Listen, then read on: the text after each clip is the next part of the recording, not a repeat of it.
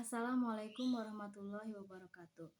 Perkenalkan saya Nani Kuswantini SPD, ASN Provinsi Jawa Barat di SMA Negeri 2 Garut. Di sini saya akan memaparkan video permasalahan pada mata pelajaran kimia di kelas 11 dengan materi laju reaksi. Saya menjelaskan konsep laju reaksi dikaitkan dengan kehidupan sehari-hari. Secara teoritis, laju reaksi itu adalah laju berkurangnya konsentrasi per reaksi, laju berkurangnya per reaksi, atau laju bertambahnya produk per satuan waktu. Contohnya ketika saya ingin membuat kue bolu ya.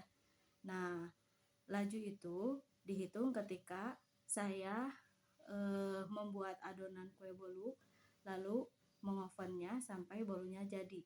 Nah, ketika bolu jadi, waktu berhenti.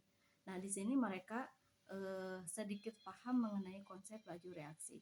Tapi ketika saya menjelaskan tentang faktor-faktor yang mempengaruhi laju reaksi, mereka agak sedikit kesulitan.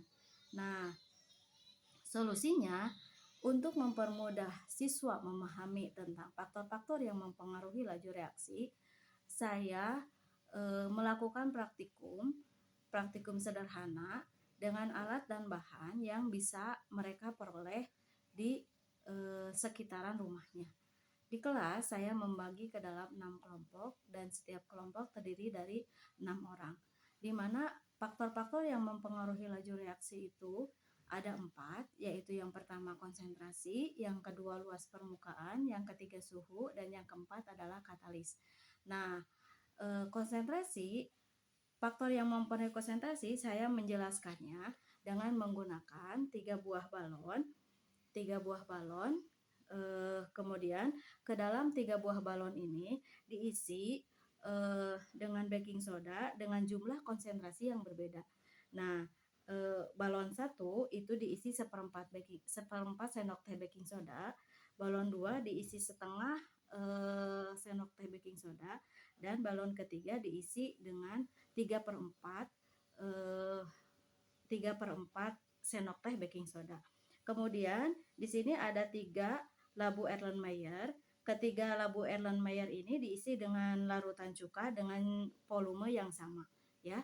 Nah, waktu dihitung ketika balonnya baking soda yang ada di balon-balon ini dilarutkan ke dalam cuka.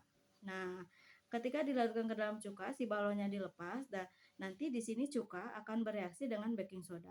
Nah, waktu itu dihitung ketika si baking sodanya bereaksi dengan cuka dan waktu berhenti ketika si balonnya mengembang. Nah, ternyata dari percobaan ini siswa memahami di sini kelihatan yang jumlah konsentrasinya paling banyak itu balonnya mengembang lebih besar ketimbang yang baking sodanya paling sedikit yang cuma seperempat. Nah, di sini mereka paham bahwa semakin tinggi konsentrasi, maka laju reaksi itu akan semakin cepat. Nah, dari percobaan sederhana ini, mereka paham tentang pengaruh konsentrasi terhadap laju reaksi ya. Nah, kemudian percobaan yang kedua, yaitu saya menggunakan tablet redoxon ya. Redoxon faktor yang kedua yaitu tentang luas permukaan zat ya. Nah, seberapa besar pengaruh luas permukaan zat terhadap laju reaksi. Nah, di sini saya menggunakan 3 tablet redoxon. Tablet pertama itu saya hancurkan. Tablet yang kedua saya dipotong menjadi 4 bagian dan yang ketiga saya dibuat utuh ya.